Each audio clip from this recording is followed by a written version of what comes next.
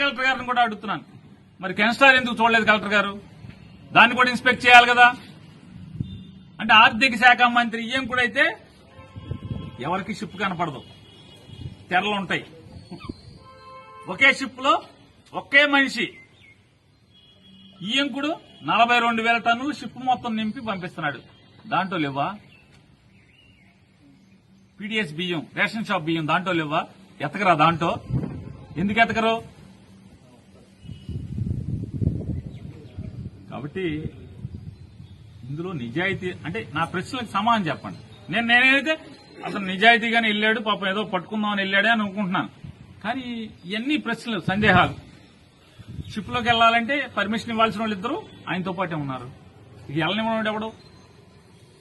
రాష్ట్ర ప్రభుత్వం, కేంద్ర ప్రభుత్వ అధికారి ఇద్దరు కలిసి ఇవ్వాలి.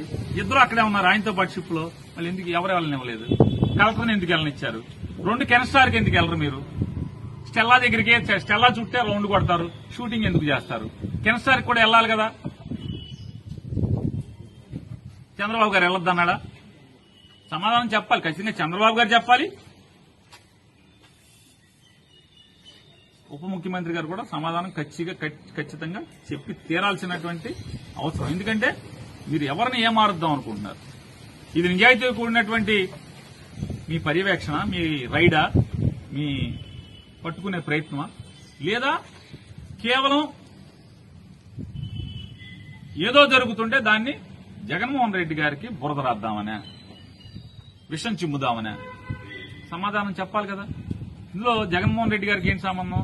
ఆయన ఎవరో చెప్తారు అరబిందో అనేది, అరబిందో వాటా. అసలు మీరు వెళ్ళింది ఎక్కడికి? Anchorage port. Anchorage port owner ఎవరు? రాష్ట్ర ప్రభుత్వం.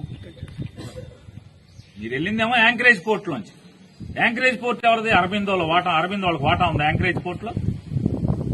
ఈ పిచ్చి మాటలేంటి? ఎవరిని మోసం చేద్దామని?